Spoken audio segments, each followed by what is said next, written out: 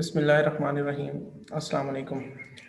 I hope everyone is doing well. This is Amir Suhail, Lecturer Commerce University of Sargodha. We are discussing about SPSS. In previous two sessions, we discussed different techniques and tools through which we will quantify our data.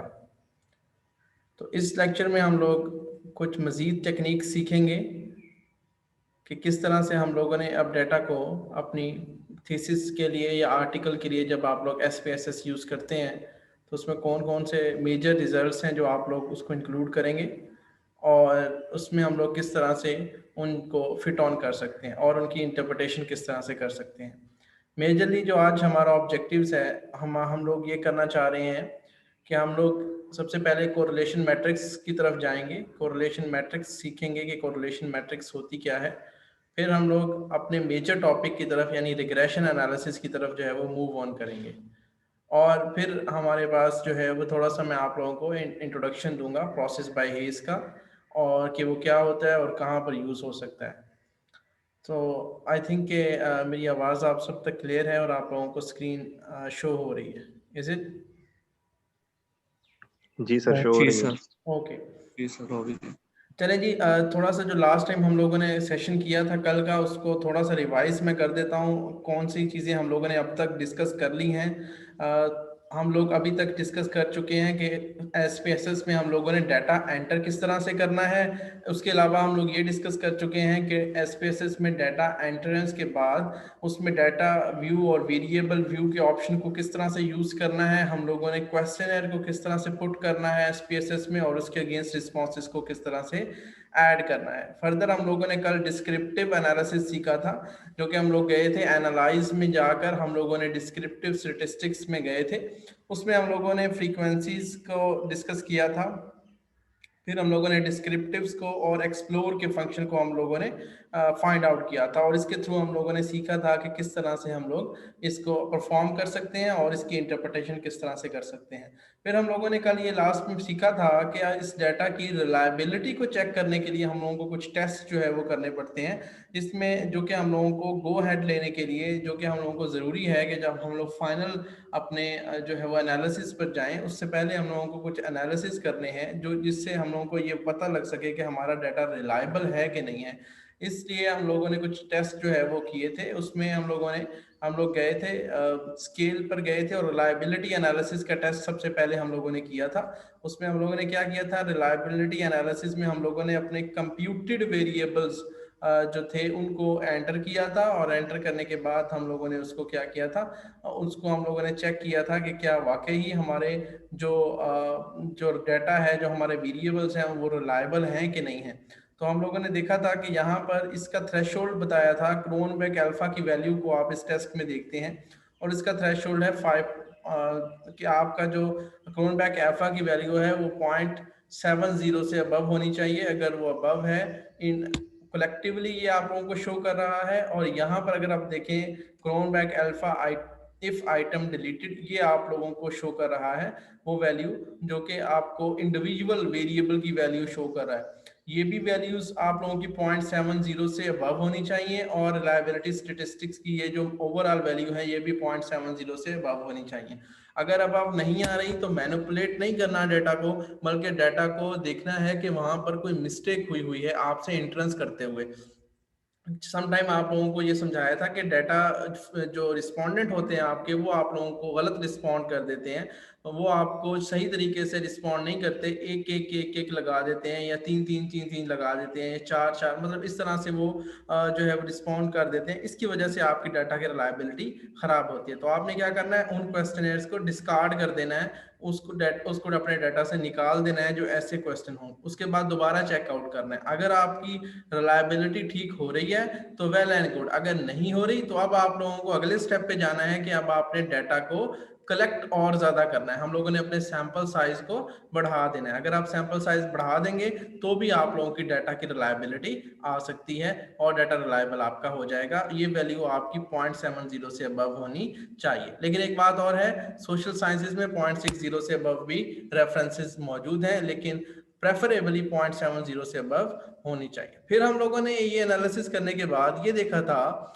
कि जो factors हम लोग ले रहे हैं basically वो factors भी ठीक हैं कि नहीं है, मतलब हमारा क्वेश्चनर ठीक है कि नहीं है, क्वेश्चनर में जो फैक्टर्स हैं वो ठीक है, उसमें जो मौजूद क्वेश्चंस हैं वो ठीक है। उसके लिए हम लोगों ने फैक्टर एनालिसिस किया था और फैक्टर एनालिसिस में हम लोग गए थे और हम लोगों ने यहाँ पर भी अपने सारे कंप्यूटेड वेरिएबल्स को पुट ऑन किया था। आप इंडिविजुअल वेरिएबल्स भी कर सकते हैं, इंडिविजुअल क्वेश्चंस भी कर सकते हैं हर वेरिएबल के रेलेवेंट, बट हम लोगों ने क्या किया था, इनको पुट किया था। फिर डिस्क्रिप्टिव में जाकर हम लोगों ने केएमओ एंड बार्टले टेस्ट को जो है वो टिक ऑन किया था और हम लोगों ने ये सीखा था कि ये केएमओ टेस्ट अब हम लोगों को ये बताता है बेसिकली कि हमारा जो डाटा जो है वो ठीक है, हमारा जो क्वेश्चनर है बेसिकली जो क्वेश्चनर के जो आइटम्स हैं और क्वेश्चनर का जो वेरिएबल है वो बिल्कुल ठीक है, क्या कोई एडजस्टमेंट की जरूरत तो नहीं है, क्या किसी एक वेरिएबल में क्वेश्चंस हैं किसी दूसरी वेरिएबल में एडजस्ट तो नहीं होने, तो ये हम लोगों को इस वक्त बताता है।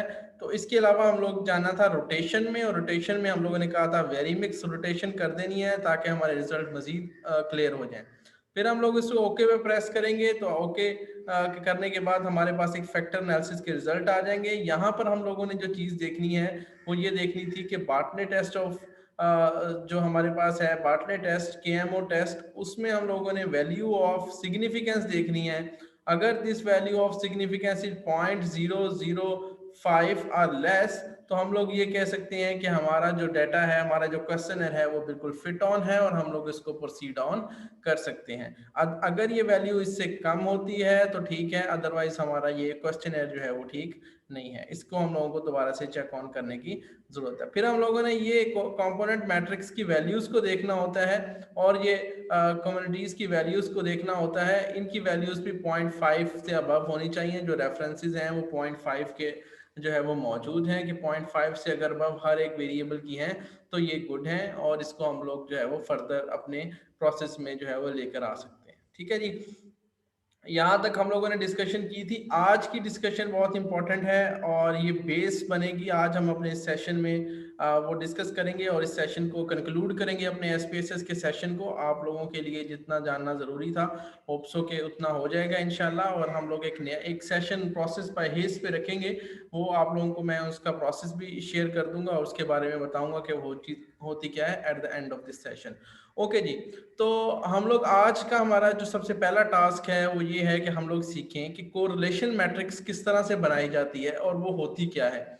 सबसे पहले आप लोगों को पता होना चाहिए कि कोरिलेशन मैट्रिक्स क्या होती है। कोरिलेशन बेसिकली क्या होती है, आपके जो इंडिपेंडेंट वेरिएबल्स और डिपेंडेंट ऑल वेरिएबल्स की आपस में क्या रिलेशनशिप है। अगर आप देखें तो हम लोगों ने कहा कि ये वेरिएबल्स हम लोगों ने कंप्यूट किए हुए वेरिएबल्स हैं, इनमें से हम लोग किसी एक वेरिएबल को डिपेंडेंट वेरिएबल कह देते हैं। फॉर एग्जांपल हम लोग कल्चरल वैल्यूज को हम लोग कह देते हैं कि ये डिपेंडेंट वेरिएबल है और ये बाकी स्टार इंडिपेंडेंट वेरिएबल्स हैं।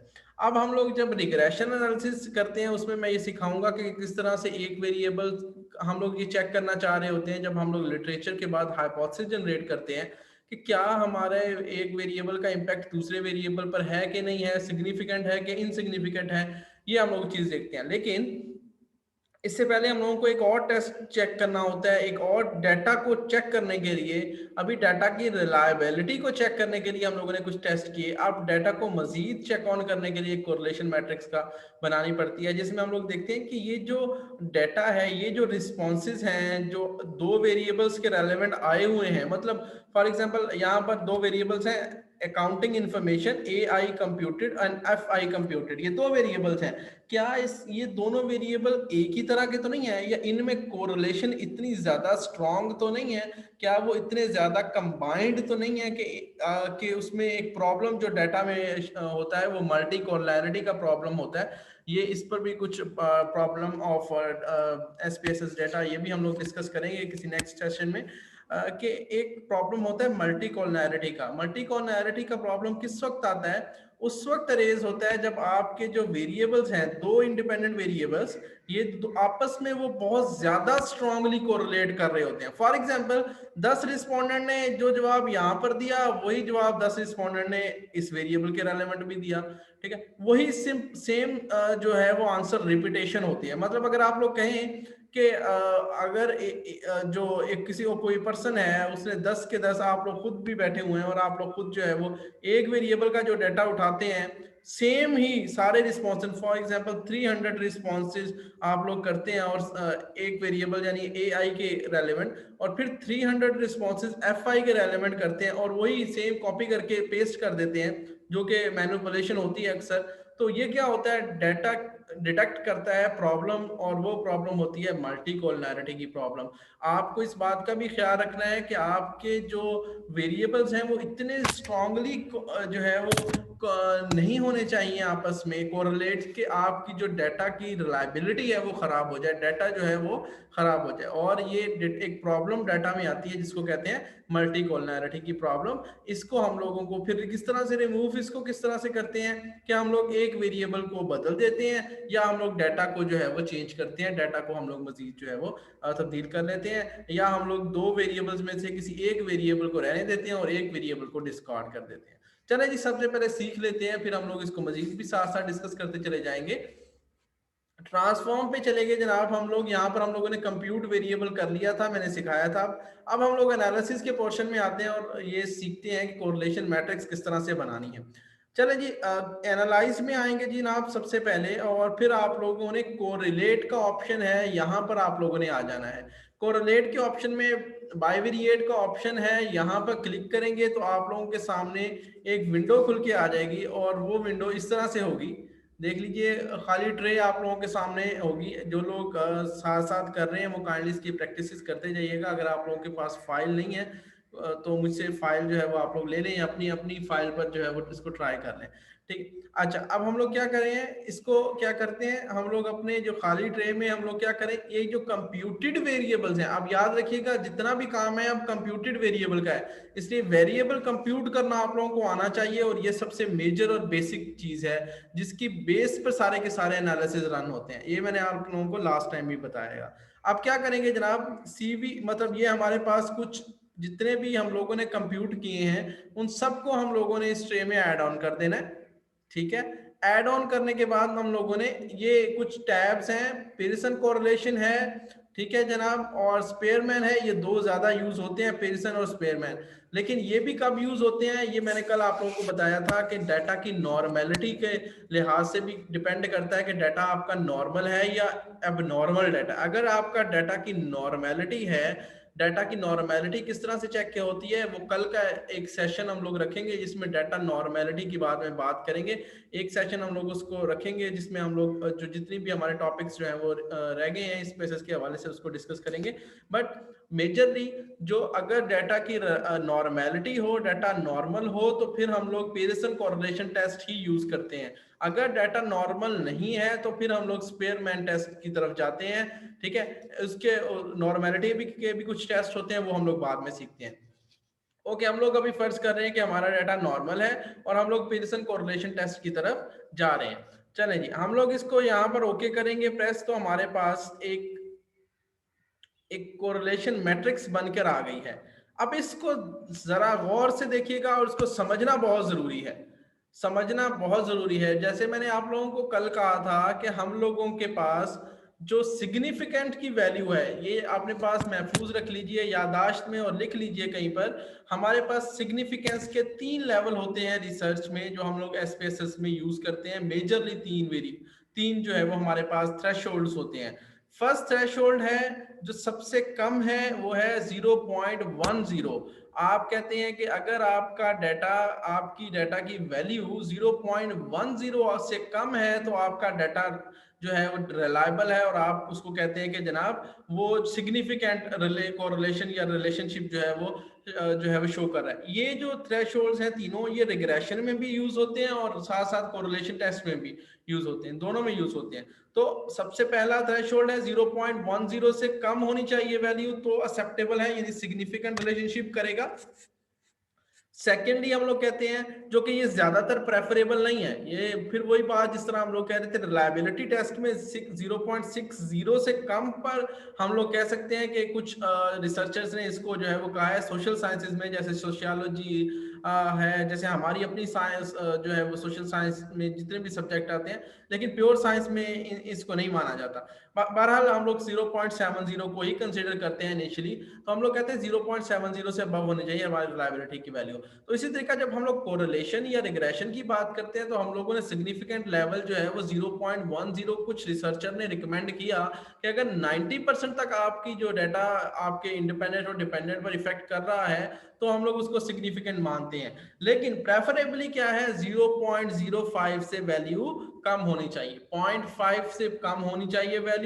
मतलब इसका क्या है कि आपका जो इंडिपेंडेंट वेरिएबल है वो डिपेंडेंट वेरिएबल पर कितना इफेक्ट कर रहा है, 95% आपका जो है वो इफेक्ट कर रहा है, 95% तक वो इस वेरिएबल को एक्सप्लेन आउट कर रहा है, तो हम लोग ये इस उसको सिग्निफिकेंस मानेंगे। तो दूसरा थ्रेशोल्ड क्या हुआ, दूसरा थ्रेशोल्ड हमारा हुआ 0.05 से कम होनी चाहिए सिग्निफिकेंस की वैल्यू। फिर हमारे पास तीसरा क्या है, तीसरा जो सबसे ज्यादा स्ट्रॉन्ग है वो क्या है, 0.01 से कम होनी चाहिए। मतलब हमारा 99% हम लोग कॉन्फिडेंट हों कि हमारा जो एक वेरिएबल दूसरे वेरिएबल पर सिग्निफिकेंटली इफेक्ट कर रहा है। तो 99% यानी 0.01 से अगर कम होगा तो हम लोग, तो थ्री थ्रेशोल्ड कौन से हैं, फर्स्ट इज 0.10 से कम होना चाहिए, ये वीकर है, वीकर सिग्निफिकेंस को शो करता है, बट रिसर्चर इसको मानते हैं। सेकंड थ्रेशोल्ड 0.05 है, से कम होनी चाहिए वैल्यू। और थर्ड जो सबसे स्ट्रॉन्ग है वो है 0.01। अब एक और बात याद रखिएगा, इन तीनों को स्टेरिक्स से शो करते हैं, स्टार्स से शो करते हैं। आप लोगों के सामने ये देखिए स्टेरिक्स लगे हुए हैं, ये बेसिकली आप लोगों को डॉट डॉट के निशान नजर आ रहे होंगे। यहाँ बेसिकली इसको हम लोग जब लिखते हैं तो स्टेरिक में लिखते हैं, ठीक है। जब हम लोग उसमें अपने जो रिग्रेशन उसमें अपने थीसिस या आर्टिकल में हम लोग इसको इंक्लूड करते हैं, तो हम लोग इसको स्टेरिक की फॉर्म में लिखते हैं। चलें अब देखिए जी आगे। अच्छा अब आगे देखिए, तो हम लोग देखते हैं कि जनाब दो स्टेरिक, तीन स्टेरिक्स का क्या मतलब है, दो स्टेरिक्स का क्या मतलब है, और एक स्टेरिक का क्या मतलब है। याद रखिएगा, थ्री स्टेरिक का मतलब ये है कि आपका जो आपका जो सिग्निफिकेंस लेवल है वो कितना है, 0.01% पे वो सिग्निफिकेंट है। इसलिए हम लोग उसको, जिसे हम लोग कहते हैं ना 3 स्टार्स लगा देते हैं, तो हम लोग उसको 3 स्टार्स लगा देते हैं कि इसकी जो वैल्यू है वो 0.001 से कम है या 0.001 है। अगर 2 स्टार्स हो तो हम लोग कहते हैं इसकी वैल्यू 0.05, 0 पॉइंट जो है वो 0.5 से कम है, ठीक है। और फिर 1 स्टार पे हम लोग कहते हैं इसकी वैल्यू 0.01 है। अब ये स्टेरिक जरूरी नहीं है कि ये ऐसी हो, आप इसको चेंज आउट भी कर सकते हैं। अब यहां पर देखें तो यहां पर उसने 2 स्टेरिक का क्या मतलब लिया है, correlation is significant at the 0.01 level. अब यहां पर उसने 0.01 लेवल को 2 स्टेरिक लगाया है कि जितने भी 2 स्टेरिक लगे हुए हैं, इसका मतलब है कि ये कोरिलेशन इनकी स्ट्रॉन्ग है। अब इस टेबल को देखें, ये बड़ा कंफ्यूजिंग होता है स्टूडेंट के लिए अक्सर के जनाब एपीएस स्टाइल में इसको एंटर करना है, ऐसे ही पूरे का पूरा कॉपी कभी भी पेस्ट नहीं करना आप लोगों ने अपने थीसिस में। अगर ऐसा करेंगे तो आपका वो गलत कंसीडर किया जाएगा, ठीक है। तो आपने क्या करना है, इसमें कुछ वैल्यूज को जो है वह एक्सट्रैक्ट करके हम लोगों ने इसको एपीएस स्टाइल में लिखना है। कैसे, याद रखिएगा सबसे पहली बात कि जो 1 से नीचे वाली वैल्यूज हैं, 1 पॉइंट से, यानी ये जो 1 है इससे जो नीचे वाली वैल्यूज हैं यही कंसीडर की जाएंगी। ऊपर वाली वैल्यूज जो है वो हम लोग इसको नहीं छेड़ेंगे, नहीं देखेंगे, इसको कंसीडर आउट नहीं करेंगे। ये बेसिकली क्या बता रही है, जो नीचे वाली वैल्यूज, अच्छा अब नीचे वाली वैल्यूज में हम लोगों को किस चीज को कंसीडर करना है, किस चीज को नहीं करना, ये भी एक इंपॉर्टेंट चीज है। अब हम लोगों को क्या करना है, जो स्टेरिक वैल्यू है यानी पीयरसन कोरिलेशन की वैल्यूज जो हैं उनको हम लोगों ने कंसीडर आउट करना है। मतलब हम लोग किस तरह लिखेंगे, हम लोग सबसे पहले इसको बनाएंगे, ये अभी मैं शो करवाता हूं। हम लोगों ने सिर्फ ऊपर वाली वैल्यूज को कुछ नहीं कहना, हम लोगों ने इसी तरह से एक टेबल बनाना है जिसमें हम लोगों ने ये वाली एक से नीचे वाली वैल्यूज को शो करना है। पहले इसका मतलब है हम लोग सीवी कंप्यूटेड के वेरिएबल हमारे सामने 1 शो होगा, ए आई कंप्यूटेड की वैल्यू 0.152 शो होगी, और एफ आई की वैल्यू 0.178 इस तरह से शो होगी। और दूसरे जब हम लोग कंप्यूट करेंगे तो हमारा यहां से स्टार्ट होगा 0.338, 0.238। चले मैं आप लोगों को इसकी थोड़ी सी एक प्रैक्टिकल एग्जांपल दिखा देता हूं ताकि आप लोगों को इसको क्लियर हो जाए। चले जी हम लोग इसको देख लेते हैं। चले होप सो कि आप लोगों के सामने नई स्क्रीन शो हो गई होगी। इज इट हो गई है नई screen? Yes sir. Okay yes sir. Okay, जरा देखिए जी, यहाँ पर देखें, पहला वेरिएबल है अकाउंटिंग इंफॉर्मेशन। आपने इसी तरीके से कोरिलेशन मैट्रिक्स का टेबल बनाना है। इसमें आपने इस साइड पर जो हमारी लेफ्ट हैंड साइड है उस पर आपने वेरिएबल्स के नाम लिखने हैं, और ऊपर भी हम लोगों ने वेरिएबल्स के नाम लिख सकते हैं या नंबर दे सकते हैं उनके 1 2 3 1 से 9 तक, ठीक है।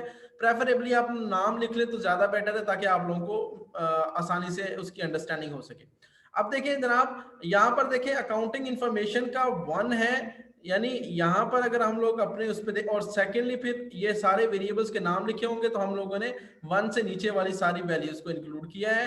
एफ फॉर्म इमेज की 0.325 वैल्यू है, उसको इंक्लूड किया। सी वैल्यू इसी तरह हम लोग उसको इंक्लूड करते चले गए। अब जरा हम लोग वापस आते हैं अपने रिजल्ट्स की तरफ, ताकि आप लोगों को थोड़ा सा उसका आइडिया हो जाए।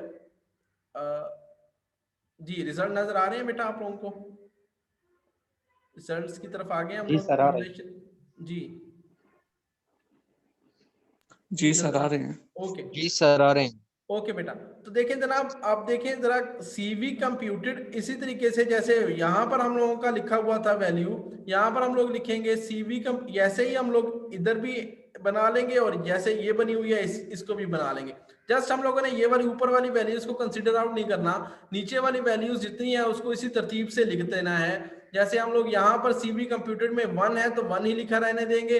AI कंप्यूटेड में 0.152, 2 स्टेरिक, FI कंप्यूटेड में ये इस तरीके से वैल्यूज आ जाएंगी। फिर जब हम लोग दूसरे वेरिएबल्स की बात करेंगे, दूसरे वेरिएबल में AI कंप्यूटेड 1, और फिर इसी तरीके से बाकी जो वैल्यूज हैं इस तरह से आती चली जाएंगी। इसमें इस तरह से, इसमें इस तरह से, और आखिरी वैल्यू हमारी 1 बच जाएगी, ठीक है। तो इसमें क्या होता है बेसिकली, ये 0.152 क्या शो कर रहा है, और ये बेसिकली नीचे आप देखें सिग्निफिकेंस वैल्यू है 0.004। ये बेसिकली हम लोगों ने देखनी होती है कि अगर ये 005 है, पॉइंट से कम है, तो इसका मतलब है कि ये जो है वो सिग्निफिकेंट रिलेशनशिप शो कर रहा है, कि आपस में जो कोरिलेशन है वो सिग्निफिकेंट है, इसमें कोई ज्यादा प्रॉब्लमेटिक नहीं है चीज। अगर ये नहीं शो हो रही तो फिर जो है वो हम लोगों को कोरिलेशन का प्रॉब्लम जो है वो समटाइम फेस करना पड़ता है, कि हमारा जो डाटा है वो ठीक नहीं है अगर ये वैल्यूज जो है वो सिग्निफिकेंट ना हो। तो अब देखें जरा, यहाँ 0.178 की वैल्यू अगर सिग्निफिकेंट वैल्यू देखें तो 0.001 है, बट हम लोगों ने अपने, जब हम लोग उसको शो करेंगे अपने थीसिस में, तो हम लोग ये वाली वैल्यूज नहीं शो करेंगे सिग्निफिकेंस की, बल्कि ये वाली वैल्यूज शो करेंगे, पियर्सन कोरिलेशन की वैल्यू शो करेंगे। और साथ में जो 2 स्टेरिक लगाए हैं, ये बेसिकली उस चीज को शो करेगा कि आपका डाटा जो है वो रिलायबल है, कि इनकी जो सिग्निफिकेंसी है वो बेहतर है कि नहीं है। अगर ये बेहतर है तो फिर हम लोग कहेंगे कि ये गुड है, अदरवाइज हम लोग कहेंगे कि ये ठीक नहीं है, ठीक है। अब देखें जी, आप इसी तरीके से आप लोगों को इसको इंटरप्रेट भी करना होगा। अब यहाँ पर आपने जैसे यहाँ पर लिखा हुआ है correlation is significant at the 0.01 level, यहाँ से आप लोगों को बेसिकली आइडिया उस चीज का हो जाएगा कि कोरिलेशन जो है वो सिग्निफिकेंट है। तो इसका मतलब है यहाँ पर आप जो 2 स्टेरिक लगाएंगे, अपने जो रिजल्ट में इंटरप्रिटेशन करेंगे, उससे आप लोगों को आइडिया हो जाएगा। जब आप इंटरप्रिटेशन इसकी करने लगेंगे तो आपने उसको बेसिकली बताना है कि जनाब इसकी इंटरप्रिटेशन कुछ इस तरह से है कि AI का यानी सिग्निफिकेंस लेवल बताएंगे पहले, और उसके बाद बताएंगे कि AI जो कंप्यूटेड की वैल्यू शो हो रही है वो 1.52 है, और इस तरीके से जो सारे जो वेरिएबल्स हैं आपस में वो क्या है, सिग्निफिकेंटली जो है वो क्या कर रहे हैं, जो है वो कोरिलेट कर रहे हैं, और इनका जो है वो कोई भी डाटा की जो मल्टीकोलिनैरिटी की प्रॉब्लम है वो नहीं है, ठीक है। अगर ये इसमें ज्यादातर डाटा की वैल्यू, यहाँ पर भी याद रखिएगा 0.1 से ऊपर जो वैल्यू है अगर आप लोगों की चली जाती है, इसकी वैल्यू 1 से ऊपर चली जाती है सिग्निफिकेंस की, तो इसका मतलब है आपका डाटा ठीक नहीं है, उसमें फिर प्रॉब्लमेटिक है, और उसको हम लोगों को ठीक करने की जरूरत है, ठीक है जी। ये हमारे पास कोरिलेशन मैट्रिक्स है जो ये बताता है कि आपस में जो इंडिपेंडेंट वेरिएबल हैं उनकी कोरिलेशन कितनी है, उनका आपस में जो है वो कितने वो कोरिलेट कर रहे हैं, कितने वो आपस में इंटरेक्ट कर रहे हैं, कितनी उसकी आपस में जो है वो इंटरेक्शन है डाटा की। This is basically called the correlation matrix test, जो कि हम लोग यूज करते हैं अपने, जब भी हम लोग आर्टिकल या थीसिस लिखते हैं तो उसमें हमारा मेजर रिजल्ट का पोर्शन जो है वो इससे रेलेवेंट होता है, ठीक है जी। यहाँ तक क्लियर हो गया? अगर इससे रेलेवेंट किसी को कोई क्वेश्चन है तो आप लोग 2 मिनट में पूछ लें, फिर हम लोग नया सेशन स्टार्ट करते हैं, नई मीटिंग शुरू करते हैं, और उसमें हम लोग अपने रिग्रेशन एनालिसिस की तरफ चलते हैं। जी बेटा, कोई इशू है इसमें, समझ नहीं आई किसी को तो पूछ सकते हैं।